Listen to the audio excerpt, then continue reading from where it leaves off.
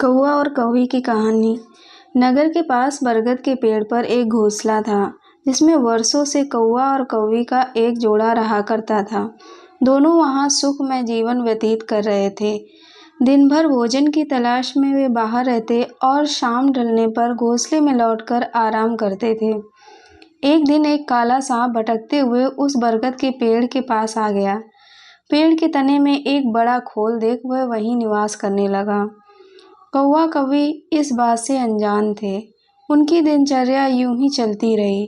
मौसम आने पर कौवी ने अंडे दिए। कौवा और कौवी दोनों बड़े प्रसन्न थे और अपने नन्हे बच्चों के अंडों से बाहर निकलने की प्रतीक्षा कर रहे थे।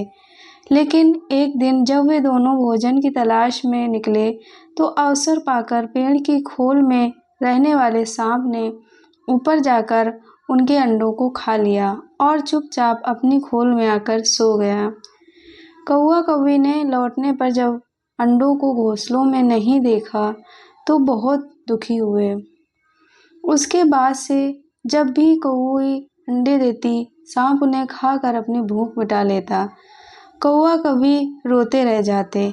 मौसम आने पर कौवी ने फिर से अंडे दिए, लेकिन इस बार वे सतर्क थे। वे जानना चाहते थे कि आखिर उनके अंडे कहाँ गायब हो जाते हैं। योजना अनुसार एक दिन वे रोज की तरह घोंसले से बाहर निकले और दूर जाकर पेड़ के पास छुपकर अपने घोंसले की निगरानी करने लगे। कौवा कौवी को बाहर गया देख काला सांप पेड़ की खोल से निकला और घोंसले में जाकर अंडों को खा गया। आंखों के सामने अपने बच्चों को मरते देख कौवा कौवी तड़प कर रह गए। वे सांप का सामना नहीं कर सकते थे। वे उसकी तुलना में कमजोर थे, इसलिए उन्होंने अपने वर्षों पुराने निवास को छोड़कर अन्यत्र जाने का निर्णय किया। जाने के पूर्व वे अपने मित्र गीदड़ से अंतिम बार भेंट करने पहुंचे। गीदड़ को पूरा वृतांत सुनाकर जब वे विदा लेने गए तो गीदड़ बोला, मित्रों, इस तरह भयभीत होकर अपना वर्षों पुराना निवास छोड़ना उचित नहीं है। समस्या सामने है तो उसका कोई ना कोई हल अवश्य होगा। कौवा बोला, मित्र, हम कर भी क्या सकते हैं? उस दुष्ट सांप की शक्ति के सामने हम निरीह हैं। हम उसका मुकाबला नहीं कर सकते। अब कहीं और जाने के अलावा हमारे पास कोई चारा नहीं है। हम हर समय अपने बच्चों को मरते हुए नहीं देख सकते। गीदड़ कुछ सोचते हुए बोला, मित्रों, जहाँ शक्ति काम न कर आए वहाँ बुद्धि का प्रयोग करना चाहिए। यह कहकर उसने सांप से छुटकारा पाने की एक योजना कौवा और कौवी को बताई। अगले दिन योजना अनुसार कौवा कौवी नगर में सरोवर में पहुंचे, जहां राज्य की राजकुमारी अपने सखियों के साथ रोज स्नान करने आया करती थी। उस दिन भी राजकुमारी अपने वस्त्र और आभूषण किनारे रख सरोवर में स्नान कर रही थी। पास ही सैनिक निगरानी कर रहे थे।